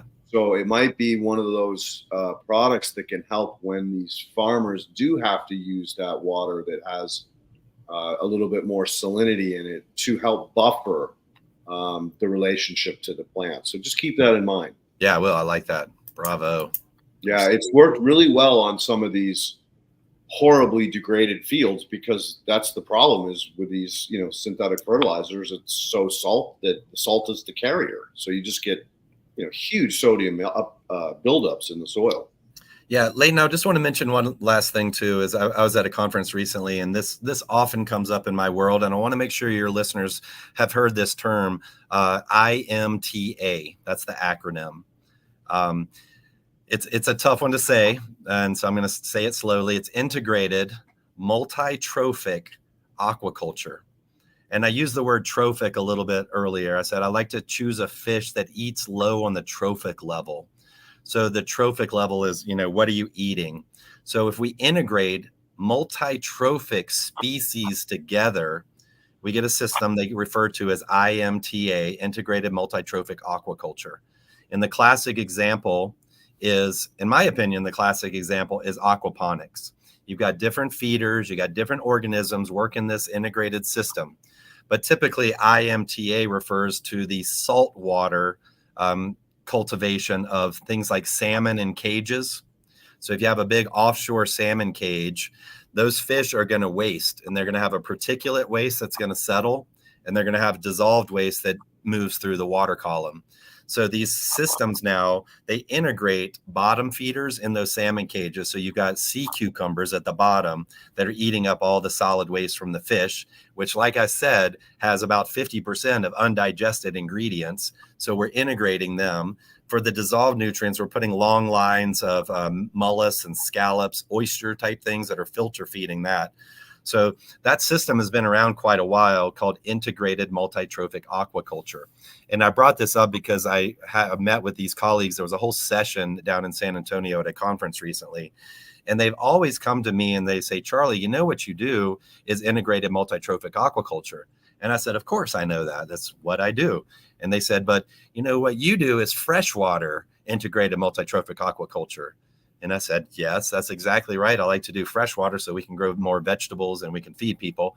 And they tried to suggest to me that I should change the name of what I do to freshwater integrated multi-trophic aquaculture, or FEMTA. And that's a mouthful, in my opinion. And I looked and there was like 10 colleagues there. And I said, you guys, we already have the name. It's called aquaponics. Yep. And they're like, oh, yeah, you do.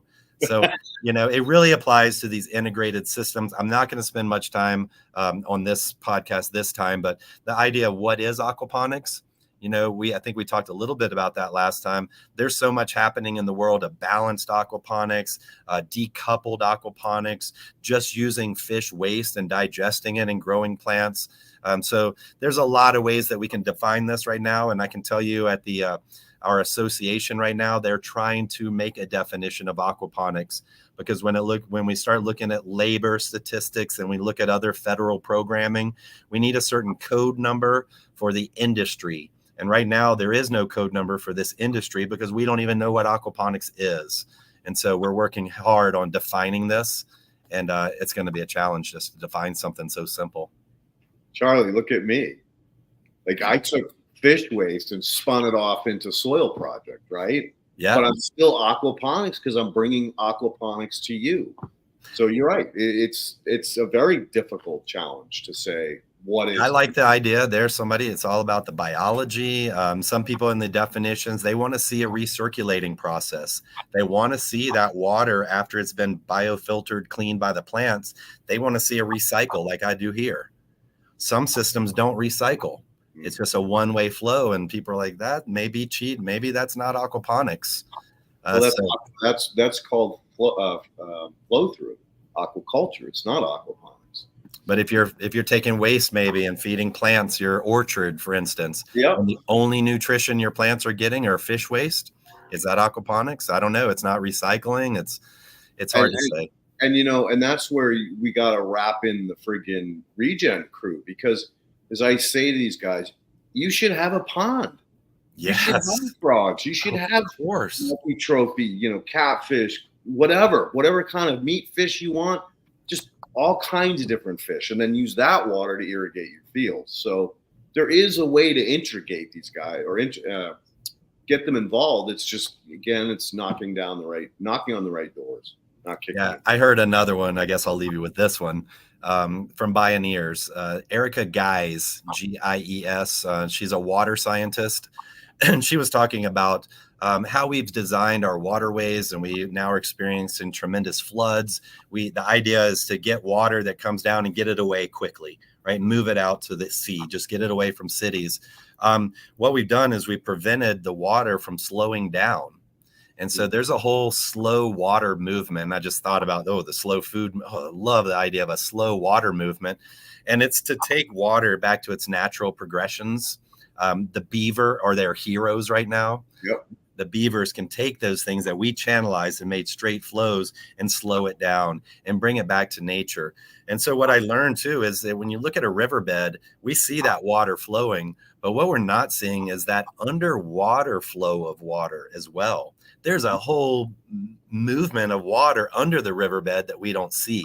But when we construct irrigation ditches and concrete floors on those ditches, we're not allowing the earth to soak back in that water. And so, again, going back to how important water is, I'm all for the slow water movement, and I just want to plant that seed that we all check that out. And there's another one called water harvesting, which is exactly the same technique. The earth as a sponge. Yeah, just getting that groundwater to be recharged with clean, fresh water so that can recharge the aquifers, blah, blah, blah, blah, blah, right down there. So exactly. Glad you brought that up, my friend. Good. All right. Well, we're down to probably 40 minutes, or 20 minutes. So you might want to go ahead and hop off, and we'll catch up with you when you come on your phone. Hopefully it's charged. This platform sucks friggin' juice, man. Let me just make sure. It looks like I got Ken's link here. So I'm going to jump off. I should be on in just a couple minutes. Okay. Awesome. See you soon. All right, Ken. Good. Yeah. So there was a gentleman in the chat that was complaining that Charlie didn't treat him very well. I would highly encourage you to get over that and just go down there and talk to him. look, people are not always in a perfect mood to be the most respectful and bubbly that you possibly want.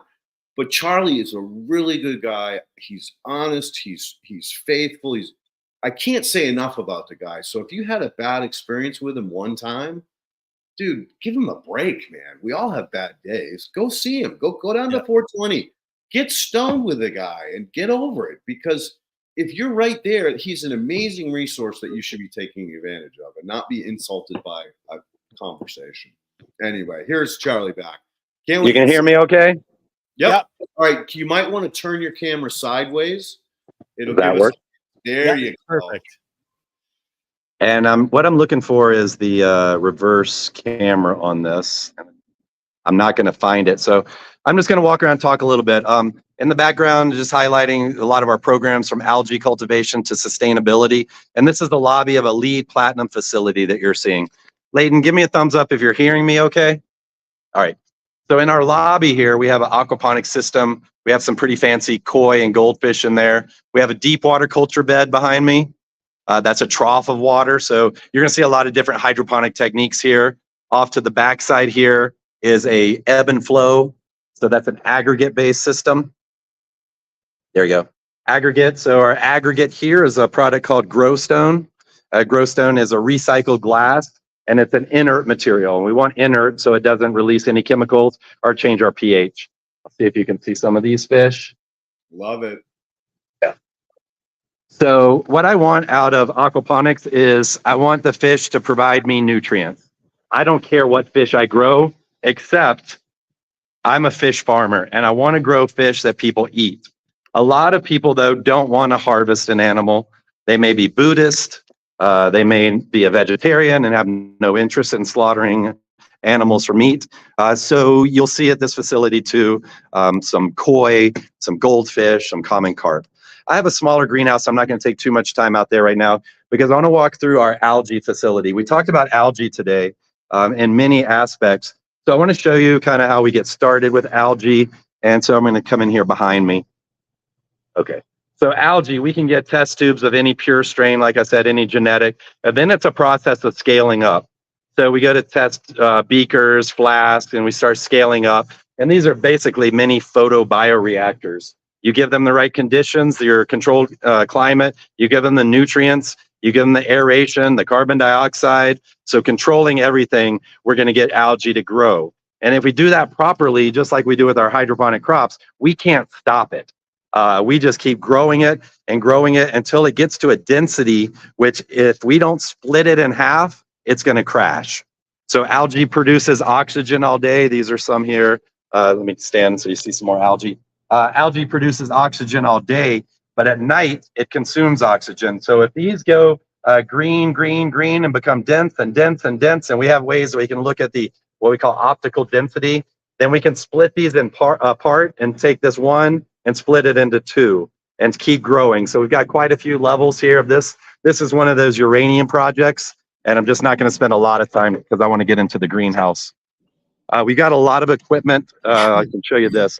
I mentioned a anaerobic digester. So we can take waste fuel oil or vegetable oil. We're mixing this with algae right now. And this is a really cool system, and it's called home biogas. Ken can find a website for home biogas, but it's an anaerobic digester that can be used on a home scale, and that's going to produce your biogas. So in this case, probably predominantly methane, and we can burn that for purposes all around your farm, for drying your algae, for drying your fish feed, lots of purposes. Our greenhouse, I'm going to have to go backwards for a second, is back in the background. We have 4 bays of a commercial greenhouse. I mentioned before, this is off-grid as well. We're going to probably run into students here, and it gets a little loud, but I'm going to try to talk closely so you can see everything. You're doing great, Charlie. Great. Awesome. And I see, thanks, Ken, for throwing up websites too. Yeah, you don't have to rush. We got time. Okay, super. All right. So now we're at the door here. We're going to come in this greenhouse. I've got 4 bays that we're going to walk through, so you're going to see a lot of different stuff. All right. So as I walk in here, again, I can't turn my camera. I have 1 bay in this greenhouse that's really for students to do their own designs, their own projects. This is where we keep seedlings. That's Ty McCormick, our lead faculty. So she's taking care of seedlings, and that's really crucial that we do everything right with seedling production. Barrel ponics, everybody. You should be very familiar about taking resources around you that otherwise would be waste and turning them into food production systems. So that's run hydroponic right now. On the other side here, I have a large system, 2 grow beds behind my head, and a fish tank right there. That's a system, a company called Symbiotic. And I'm going to try to show you again. We got a fish tank on this side. This is full of goldfish, little 25-cent goldfish. Back here, grow beds, 2 media beds, filled with expanded shale is the media here. Sorry, I can't. There we go. We got watercress in this bed. And then the back bed has sugarcane and blackberries that are taken off. Symbiotic. Let's see if I can get a shot of their logo so everybody can look that up. Symbiotic aquaponics. I got to move the sugarcane. Symbiotic aquaponics. Sugarcane at 7,000 foot. Over here, this little system made out of IBC tanks. I've got more sugarcane. I've got some roselle hibiscus. I have some dragon fruit in here. Some marigolds got put in here. That's run by tilapia. Another one made out of IBC. So our students putting these together. IBC tank, IBC flood and drain or ebb and flow, and an IBC deep water culture there. So these crops are in here, culantro and eggplants in here.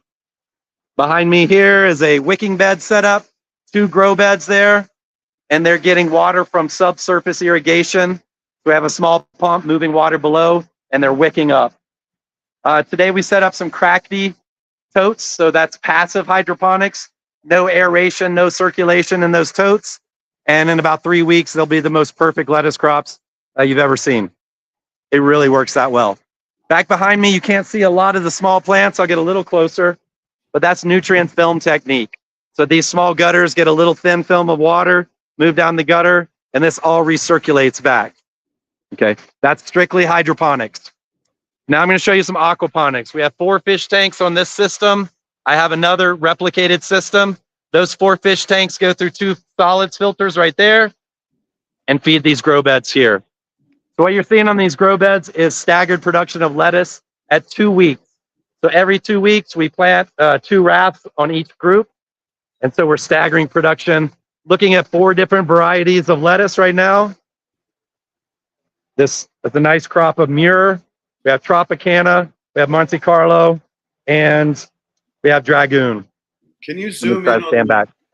Can you zoom So that's in? what the lettuce production looks like. Behind you is a cone bottom tank. That's where we do remineralization of discharged fish solids. So we put that liquid slurry into that cone bottom tank. It's got aeration attached to it, and we're feeding the microbes, and they're processing solid waste into dissolved nutrients. Charlie, we Leighton about- wanted you to zoom in a little bit. Okay, let me see what I can do. Because those Not plants. sure why I can't turn my camera around. I'm a little disappointed. And there's it's there's in some settings, Charlie. If you go to your and let me settings- try a shot with the roots. Nice. Yeah, there you go. Look at the Okay, color. so that's our biofilter, everybody. Without the plants, the ammonia would skyrocket, the nitrite would skyrocket. Over here, you've got algae. I talked about scaling up. So scaling up from those beakers and those flasks. And so now we've got different algae. Synodesmus, that's the name I was trying to figure out earlier. Synodesmus is common. So anywhere you have water, you have nutrients, sunlight, you're going to get algae. Synodesmus is a very common in this region, and a lot of work has been done with fish farms and fish diets as well. All right, so what I'm going to show you next, 2 more crops. I've got a crop set up here, Dutch bucket hydroponics. I'm using perlite as media, and this is my first hemp production. So let me get into some of these plants here. Small autoflowers, man, they smell quite impressive. Little autoflower plants here, CBG rich, running in a Dutch bucket setup. Behind me is more Dutch buckets, and this is where we do tomatoes and cucumbers. So let me come in here. I see students really hit their data today, so they took a lot of the fruits from the weekend. These are all cucumber setups. In the far back, I've got tomatoes, so we'll take a walk back here. Dutch bucket setups. These are nice and easy to manage for your tall crops, vining crops. We got some vertical space. If you keep them nice and clean below, you've got good airflow. You don't have a lot of space for the bugs to come in and attack. And then we got tomatoes in production as well. So let's turn this right. Okay, all the way up, tomatoes. So we use the lower and lean process in a greenhouse like this to take advantage of vertical space. Keep walking one more. We'll take a quick loop around here before we finish up. It is quite a facility. I mentioned earlier, we've got rainwater storage on here. We're off grid. This little setup that you're seeing here is 185 buckets. And when we're rocking this, we did during COVID, this little system produced about 250 pounds of tomatoes a week, and it all went out to schools around here in Santa Fe. I got eggplants growing in these buckets as well. If I get a little closer. So eggplants, Dutch bucket, perlite. Okay. So that's most of our systems here. NFT, Dutch buckets, deep water culture. We've got vertical systems in my other greenhouse. You can see the kale behind me. This is cut and come again kale. We just keep picking it. This is a little over a year old. By next year, we'll be picking it with a ladder. We often do. They look like palm trees back here. So I'm just going to come and stand by the fish here for a minute so we can kind of wrap up this conversation. Super impressive, Charlie. Super impressive. Leighton, I wish you were here. Me too, man. It's been a minute. And what I'm going to do is just step out of the greenhouse real quick so I can hear you a little bit better. There you go, everybody. Santa Fe Community College. Come on down. Open door policy if anybody wants to come visit us. Hey, somebody actually asked the question, so I forgot who it was. There he is, Pedro Casas Cordero. No, Pedro. I was hanging out with your brother in Vieques. You say it was somebody hanging out with his brother? I was hanging out with his brother in Vieques. You were. Yeah, years ago. Awesome. All right, so I'm in the classroom. It's a little bit quieter here. This is where we do all our chemistry, our hydroponic chemistry. We've got aquaponic systems in here as well.